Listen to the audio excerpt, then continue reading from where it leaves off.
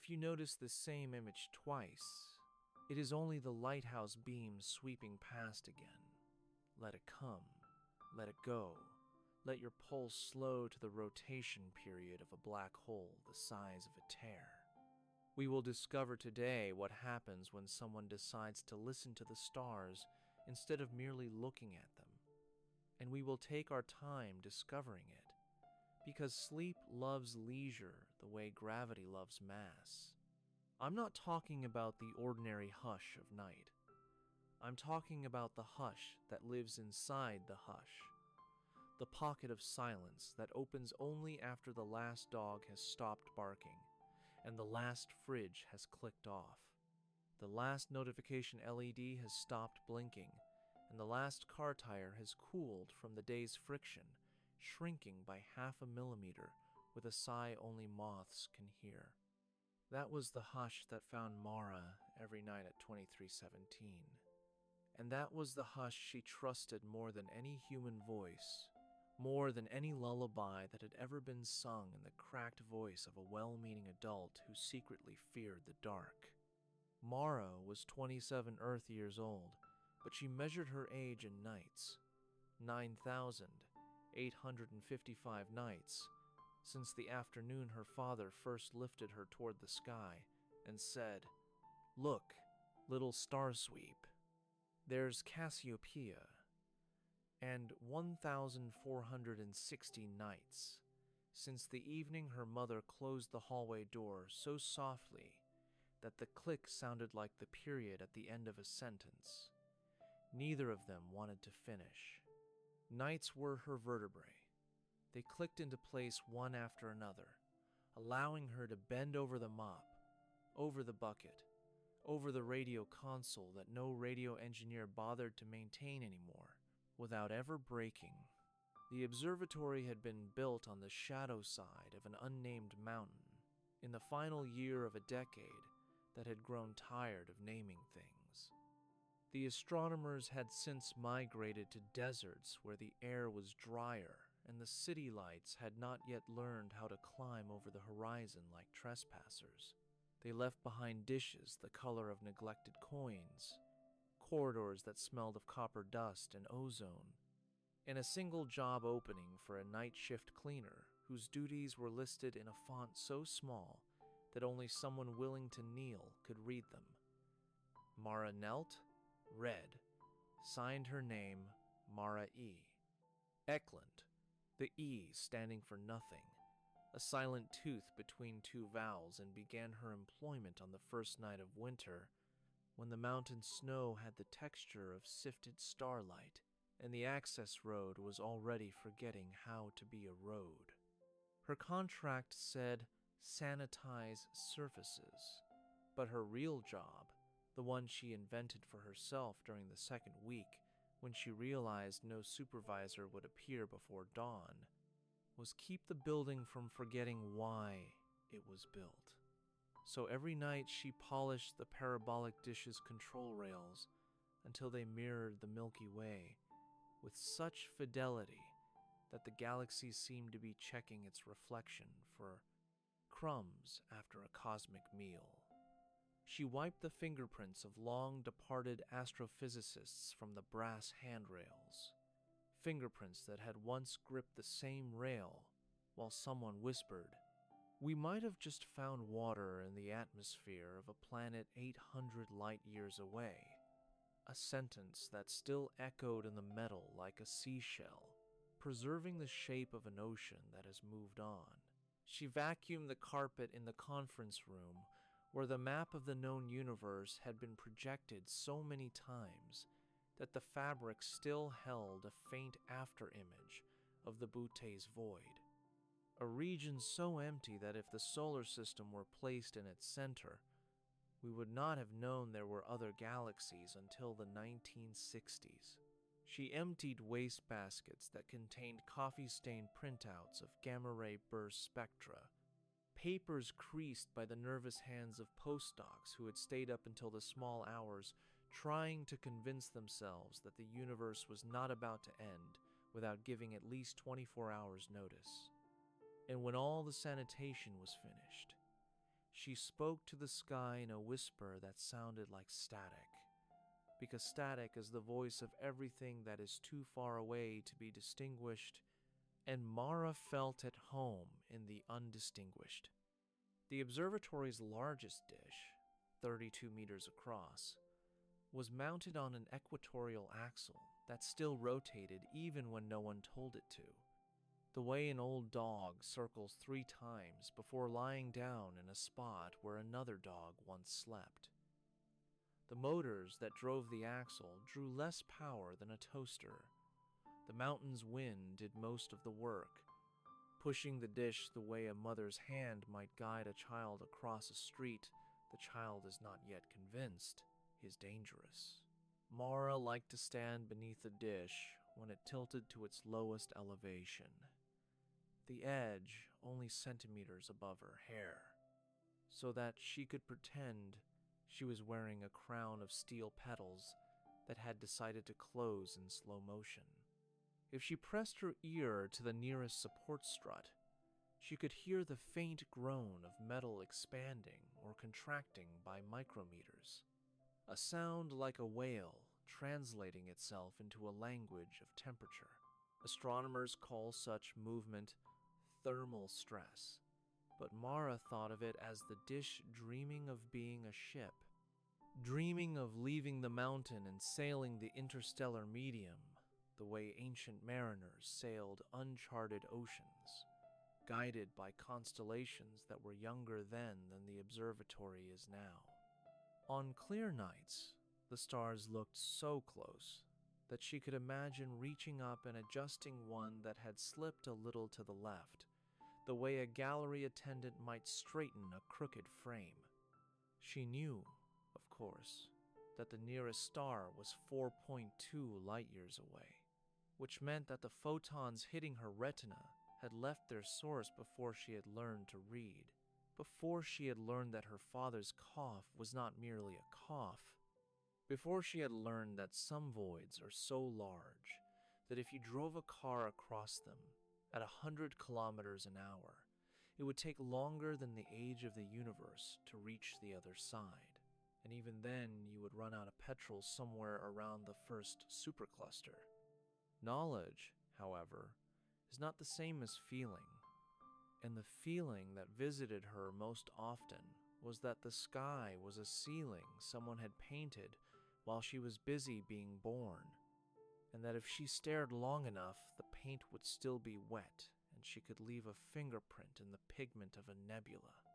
The night it happened began the way most nights begin, with the sun slipping below the horizon, the way a shy guest slips out of a party without saying goodbye, leaving only the faint scent of photons on the collar of the sky. Mara arrived at 22, signed the security log with a pen that had once been chewed by a graduate student who later discovered a planet that turned out to be a false positive, hung her coat on the hook labeled Mara in handwriting that was already beginning to forget the downward stroke of the final A, and began her rounds.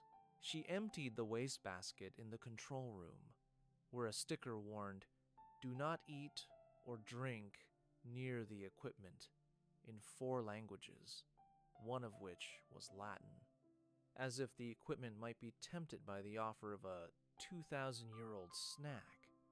She wiped the keyboards that had typed the coordinates of pulsars whose periods are more reliable than any Swiss watch, and she noticed that the spacebar on the terminal nearest the window had a faint shine in the exact shape of a right thumb, a polish created by thousands of taps that had once sent the words "observe," "record," "submit" out into the electronic night.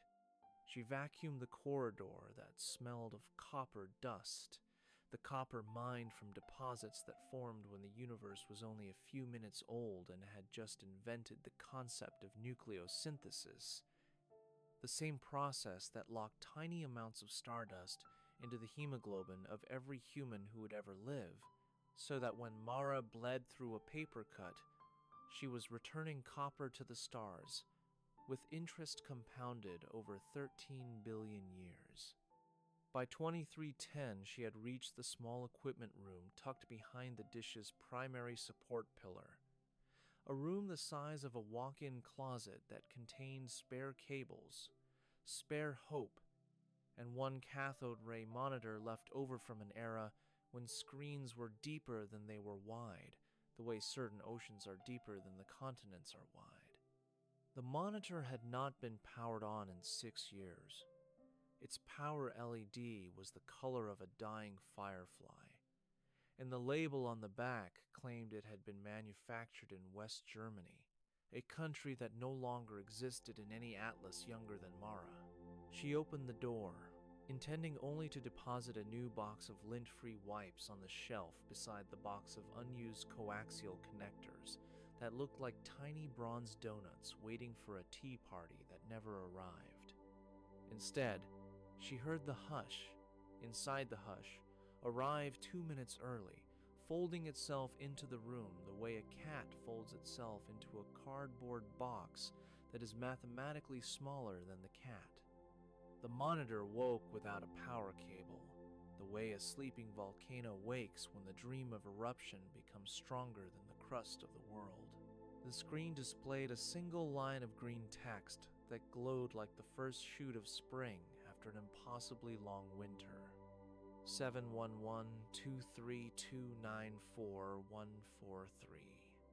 Twin primes, she realized. The pairs of numbers that hold hands across the abyss of the integers, refusing to let go even though the rules of mathematics insist that another pair will not appear for millions of steps. The way certain lovers must live centuries apart and still call themselves married. The numbers blinked once, gentle as a heartbeat, and were replaced by a second line. We will discover today the place where silence is contraband. Mara's first coherent thought was that the monitor had been infected by a virus written by a graduate student with too much caffeine and too little supervision. A virus that had waited 6 years for its moment, like a seed waiting for the exact angle of sunlight that tells it the glacier has finally retreated.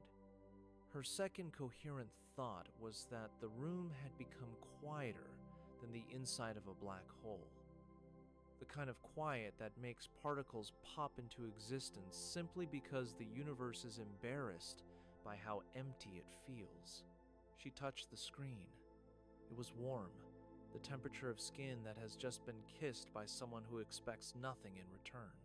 The warmth traveled up her index finger, across the carpal tunnel she had developed from years of wringing mop heads, past the scar she had earned while trying to remove a staple from a bulletin board that insisted on holding on to the memory of a colloquium about dark energy, and finally settled somewhere behind her eyes, where the optic nerve becomes the visual cortex, and the distinction between seeing and imagining dissolves like sugar in hot tea. A third line appeared. Bring the hush that lives under your tongue.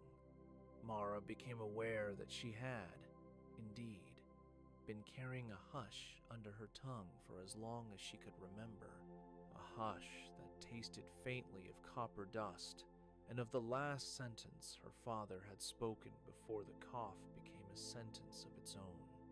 She opened her mouth, not to speak, but to let the hush slide out the way a pearl slides out when an oyster decides that beauty is no longer worth the effort of secrecy.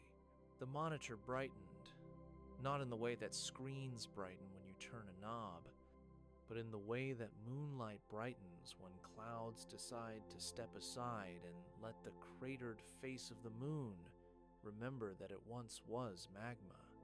The green text dissolved into a shape she recognized from the posters that still hung in the corridor outside the library.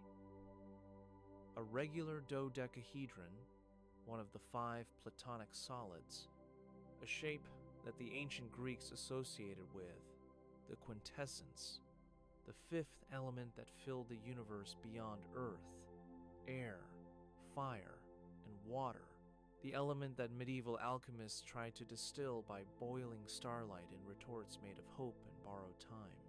The dodecahedron rotated slowly, each pentagonal face reflecting a different phase of her life. The face showing her at age 7, drawing stars with 5 points, because no one had told her that real stars are spheres. The face showing her at 12, watching her father's chest rise and fall like a tide that had forgotten the moon. The face showing her at 22 signing the night shift contract with a pen that tasted like the copper of her own blood after she chewed the cap in concentration. The shape spoke without speaking, the way shadows speak at noon when the sun is directly overhead and even the concept of direction becomes negotiable. The voice, if voice was the word, arrived as a pressure change inside her middle ear.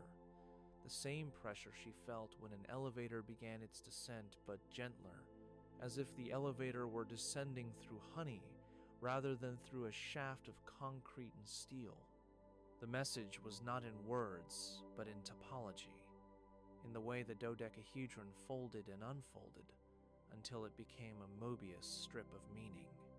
What she understood was this: there is a lighthouse at the place where silence is contraband, and the lighthouse is powered by a black hole the size of a tear, and the beam it projects is not light, but time, sliced so thin that each moment becomes translucent enough to sleep under. The slices have been disappearing, stolen by collectors who hoard instants the way dragonflies hoard the reflections of clouds in their wings. And without those slices, the universe is developing insomnia.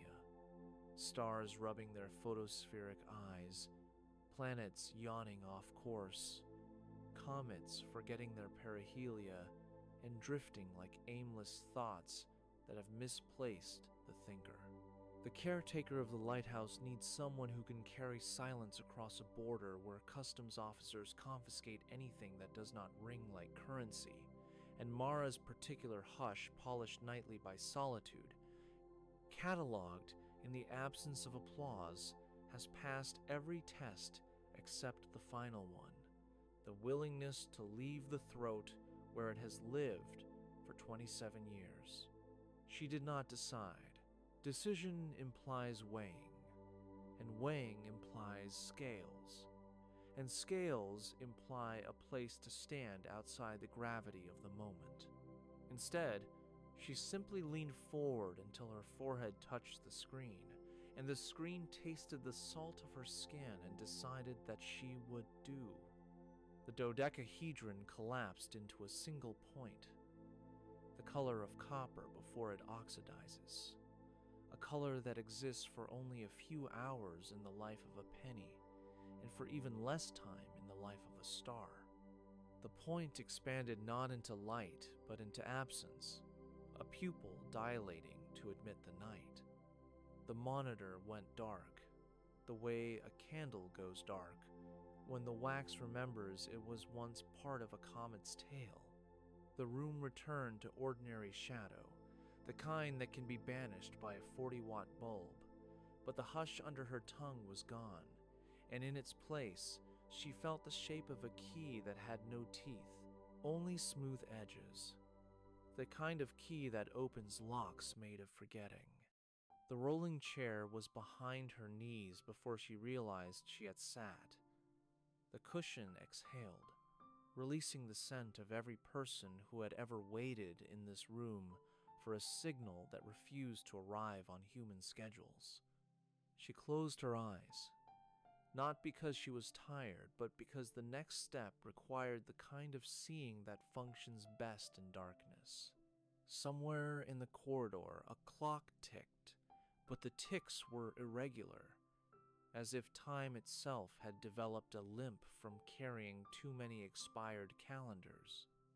She listened to the limp, and while listening, she became aware that the monitor had not been the only thing to wake. The entire observatory was breathing, the way an old house breathes when it dreams of being a ship, and the nails in its beams. Remember, they were once rivets in the ribs of a vessel that crossed an ocean before oceans were measured.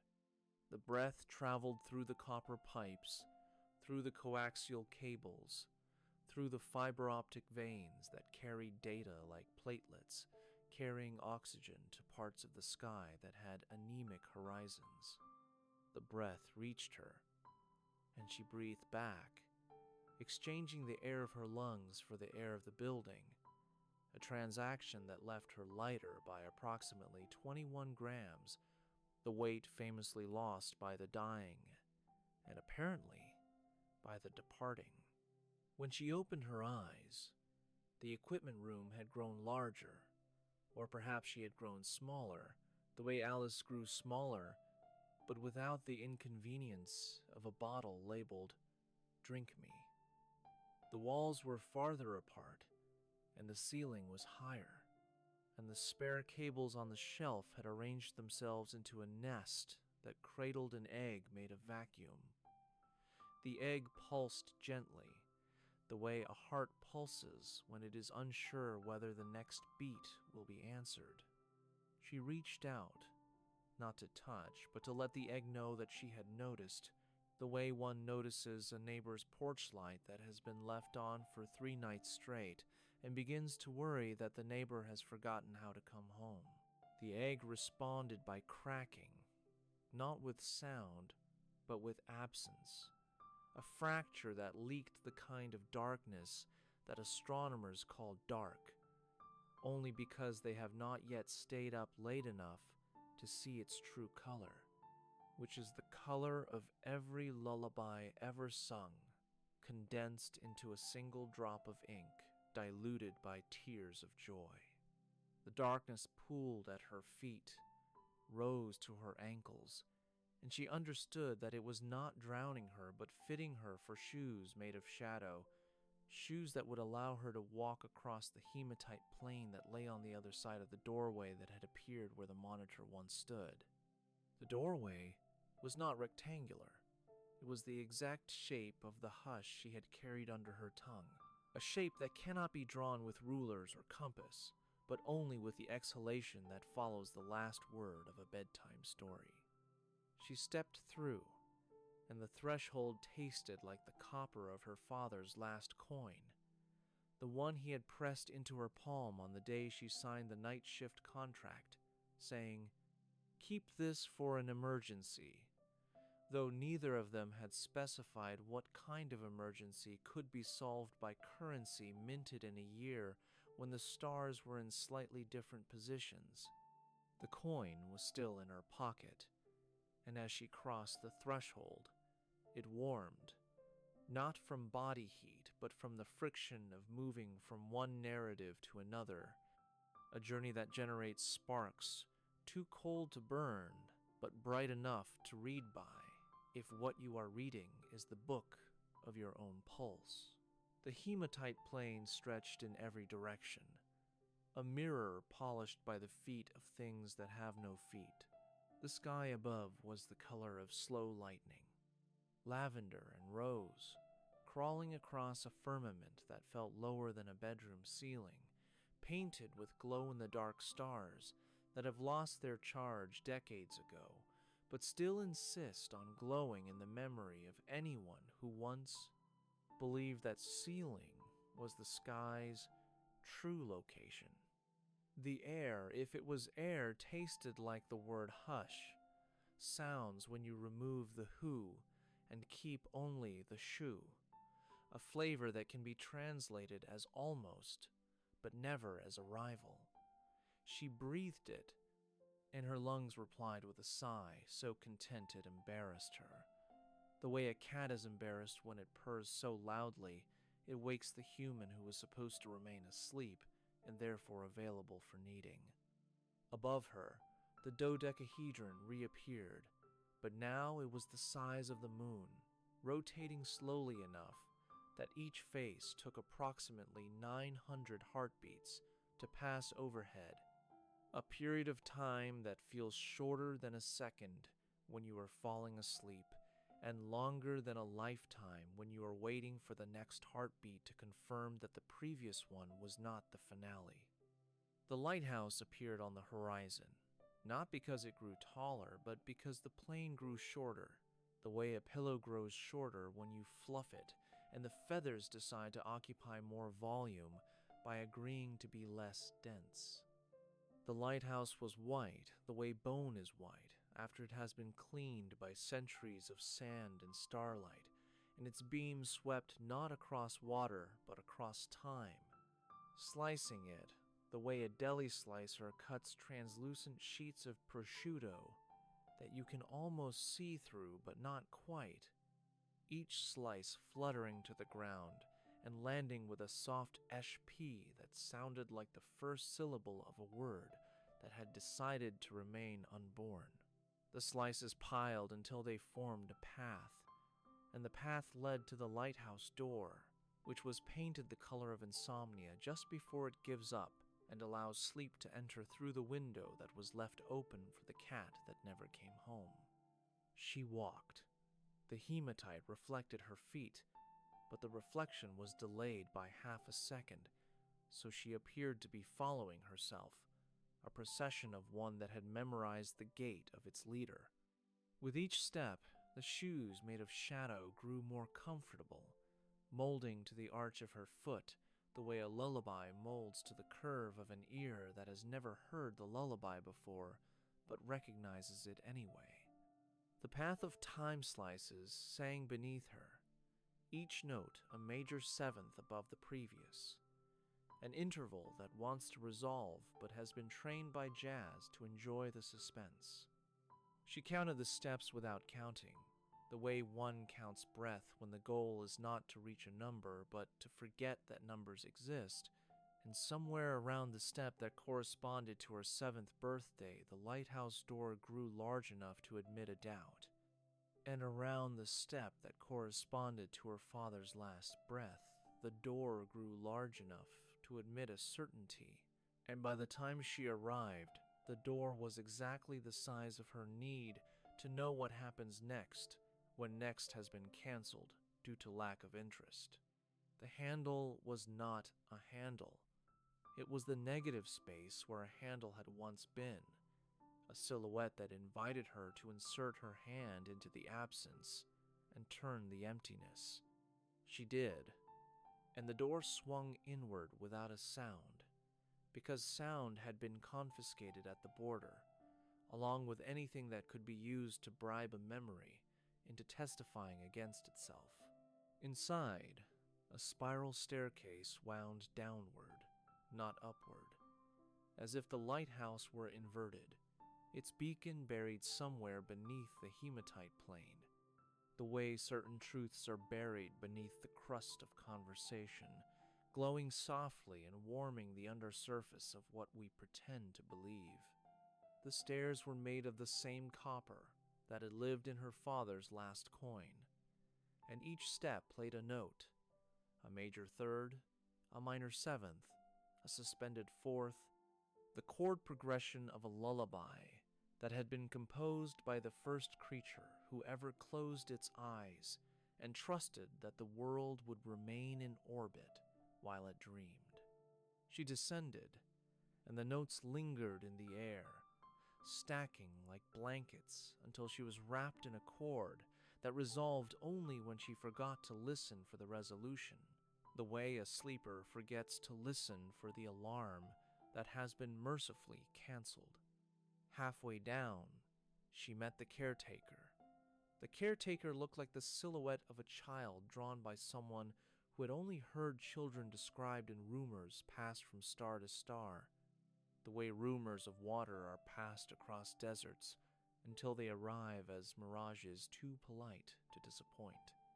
It was made of vacuum and starlight, held together by the faint sound of a music box that had been wound by the universe during its first billion years and had been slowing down ever since, playing the same 12 notes in a loop that was only now approaching its 4th iteration.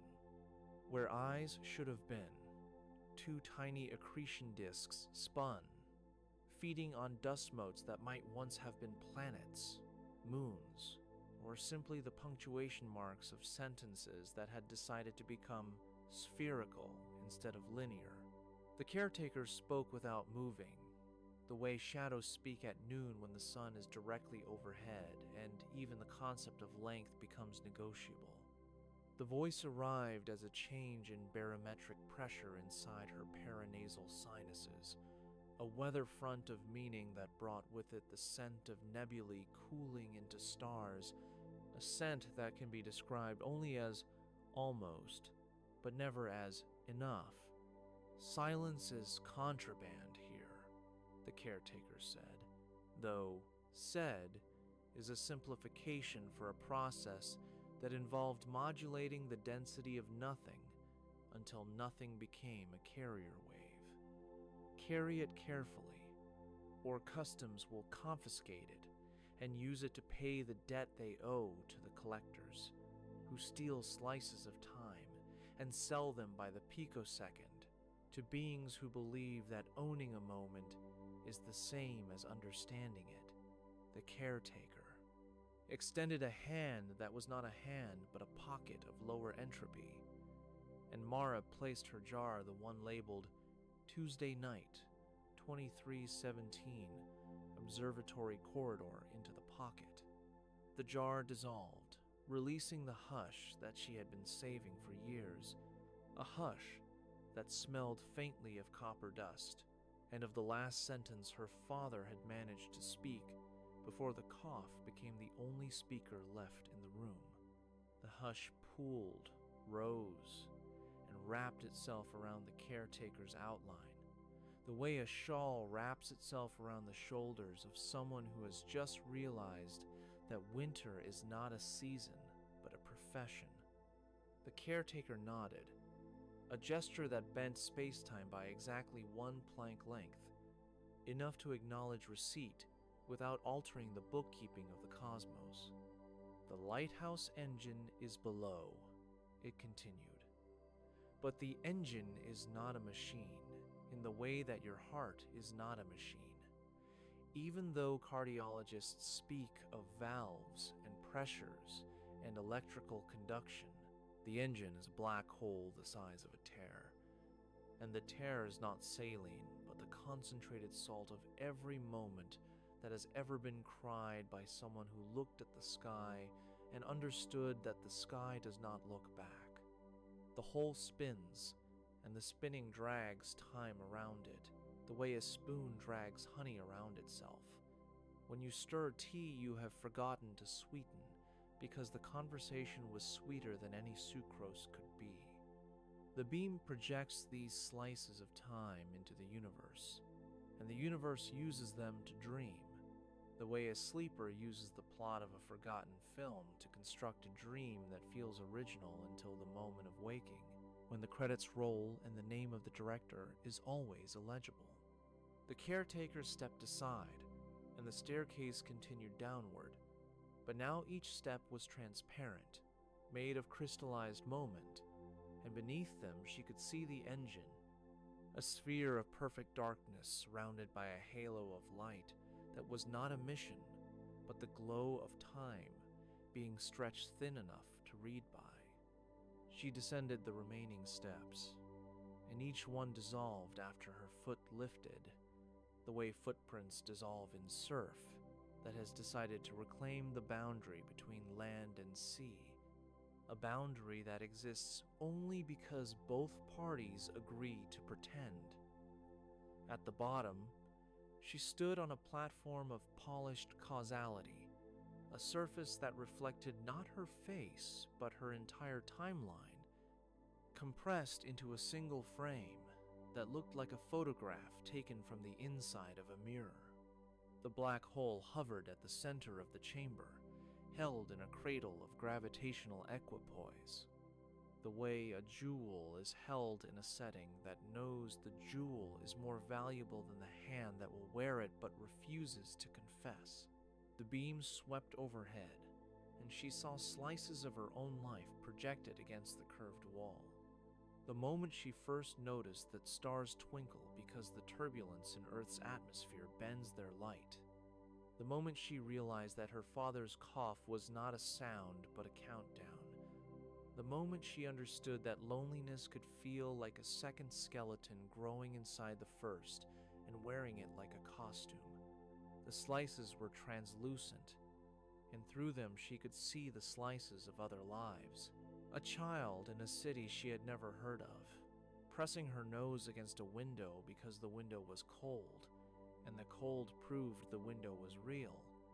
An elderly man on a ship in the middle of an ocean, measuring the salinity of tears because he had run out of other variables. A whale singing at a frequency that no other whale had used for 30 years. The whale's voice echoing off the hull of a tanker that had been named after a constellation that no longer exists because the stars that formed it have moved apart faster than the mythology could follow. All these slices were fluttering to the ground, piling up, forming drifts that reached her knees. Then her waist, the way snow drifts against a door that has been barred from the inside by someone who no longer remembers that doors are meant to open. But the beam was flickering. Someone, something had been stealing the slices, hoarding them in vaults made of forgetting, building a private museum of stolen instants that could be visited only by appointment, and only if the visitor agreed to leave their own reflection at the door. Without those slices, the universe was developing the kind of insomnia that makes eyelids feel like curtains made of lead, curtains that refuse to close because they have been convinced that closing is a form of surrender. The caretaker's people, if people, was a word that could be stretched far enough to include silhouettes made of vacuum, had tried to stop the theft, but the thieves threatened to sue for noise pollution whenever anyone spoke above a whisper, and silence had become evidence. And evidence was outlawed by a committee whose members had never been awake long enough to hear their own heartbeats accuse them of perjury. Mara unscrewed the second jar, the unlabeled one that contained the sound of her father saying, "Look, Mara, there's Cassiopeia." A sound that had been compressed into a wavelength that could travel through the vacuum between galaxies without degrading, the way certain lullabies can travel through walls and still be recognized by ears that have been asleep for centuries. She poured the sound into the cradle that held the black hole, and the hole drank, the way a tear drinks the salt that gives it flavor, and the flickering steadied, the way a pulse steadies when someone holds the wrist and whispers, "You are not alone. The night is just the day wearing a darker coat." The beam regained its rhythm, thick and slow as warm honey being poured into a spoon that has been heated by the mouth of a child who refuses to believe that honey can ever cool.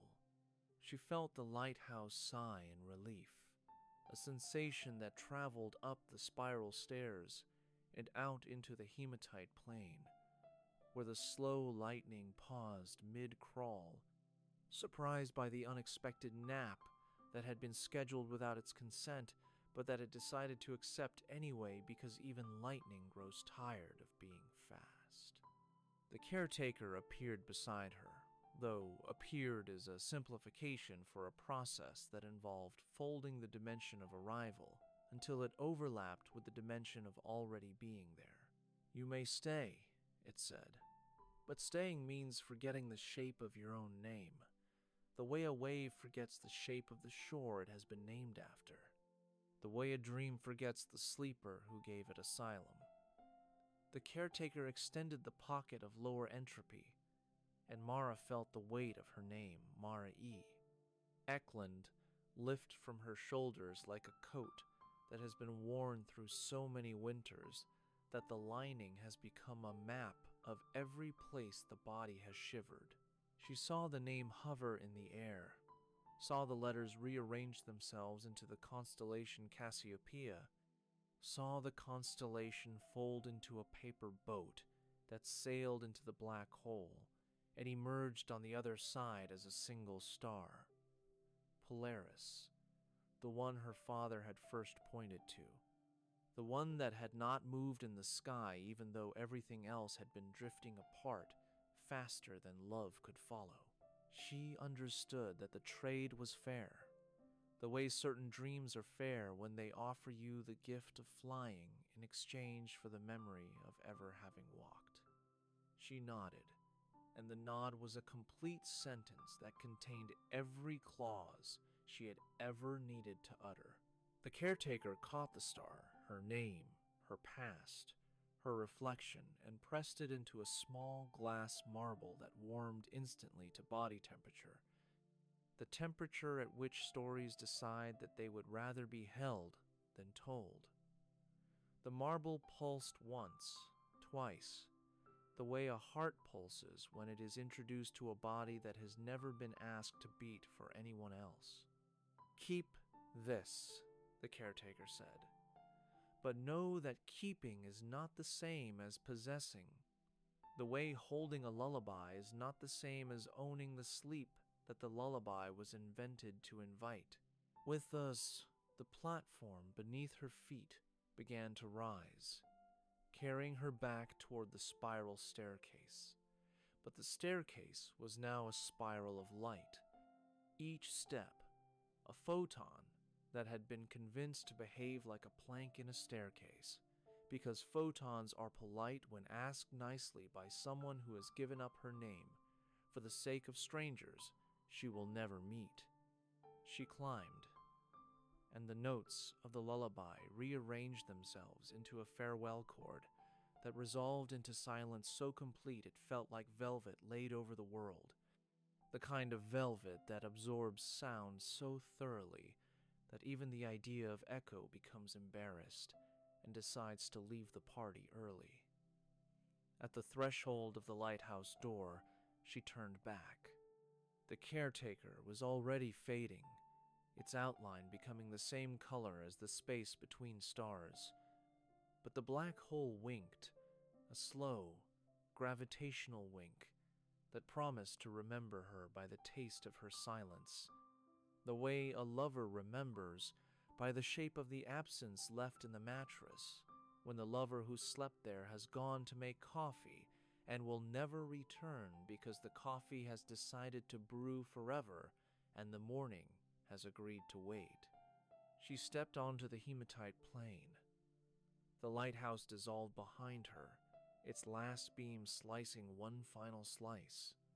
The moment she would later recognize as the instant before sleep, the instant that contains every possible dream compressed into a single frame that looks like a photograph of a door that has been left ajar so that the dark can enter without knocking. The slice floated toward her, folded itself into her pocket, and vanished with a contented shh that sounded like the last page of a book being turned by a reader who has decided that the story ends here, even though the remaining pages are not blank but filled with smaller and smaller print that eventually becomes a lullaby written in a language that can only be read with the eyelids. The plane began to dissolve, not by becoming less real, but by becoming less necessary, the way a stage set becomes less necessary when the play has decided to continue in the minds of the audience, who are now walking home through streets that have agreed to impersonate the streets of the play for as long as it takes the audience to reach their beds. The doorway back to the observatory appeared, but it was smaller now, the size of a postcard, and on the postcard was an image of the rolling chair with the torn vinyl, the shine on the spacebar, the faint after-image of the Buddha's void in the carpet. She stepped through, and the postcard folded into a paper aeroplane that flew into her hand and became the marble containing her name, warm and weightless. The way promises feel when they are kept so perfectly that they forget they were ever in danger of being broken.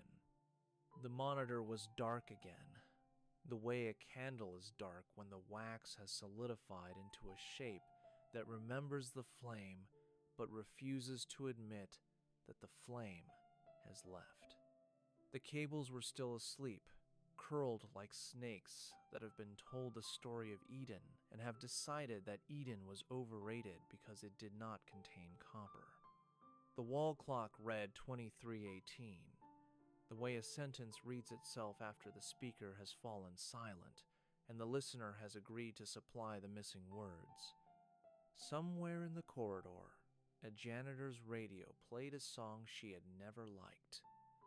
But tonight the volume was turned so low that the song sounded like a lullaby made of numbers. The numbers, twin primes, holding hands across the abyss of the integers, refusing to let go, even though the rules of mathematics insist that the next pair will not appear for millions of steps. The way certain lovers must live centuries apart and still call themselves married by the time the song ends, which it does, softly, on a major seventh that refuses to resolve. The way certain nights refuse to end because they have been convinced that ending is a form of surrender. Mara smiled, closed her eyes, and let the hush rock her the rest of the way under. The way a cradle rocks a child who has been promised that the cradle will continue to rock even after the child has become the adult who rocks the cradle of the next child. An infinite regression that needs no beginning because it has agreed to be its own ending. In the lighthouse far beneath the mountain, a black hole the size of a tear spun smoothly, projecting a beam that reached every bedroom where someone struggled to find sleep, slicing moments so thin that they could be draped over the shoulders of the sleepless like shawls, woven from the wool of sheep that have grazed on the grass that grows on the far side of the moon, grass that glows faintly because it has been photosynthesizing starlight for so long that it has forgotten the taste of sunlight and has agreed to accept substitutes as long as the substitutes arrive on time and do not ask to be thanked. If you wake tonight at 23:17 and listen past the last dog and the last fridge and the last notification LED, you might catch a slice of that beam. A moment of silence so gentle that it carries no name, only the soft assurance that somewhere someone is keeping the universe from insomnia by rocking a cradle that has been carved from the copper of discarded wires and lined with the hush that once lived under the tongue of a night shift cleaner who traded her name for the tune. Certainty that the dark will always be polite enough to wait until you are ready to close your eyes. And if you feel a small glass marble in your pocket warm waitles, thus, containing a single star that has not moved in the sky, even though everything else has been drifting apart faster than love can follow, you'll know that Mara has kept her promise. The promise that sleep is not the absence of waking, but the presence of a quieter light. A light that shines from the inside of a tear that has decided never to fall, because it has been convinced that falling is a form of ending, and that ending is a form of forgetting, and that forgetting, finally, is a form of mercy that the universe has agreed to grant to anyone who is willing to listen to the stars instead of merely looking at them, to rock the cradle instead of merely being rocked, to carry silence across a border where customs officers have fallen asleep at their posts because even they, in the end, have agreed to be lulled by the lullaby that is still being composed, note by note, step by step, breath by breath, in the lighthouse that needs no name because it has agreed to be its own direction. The way Polaris is its own north, the way sleep is its own arrival, the way this sentence, at last, is its own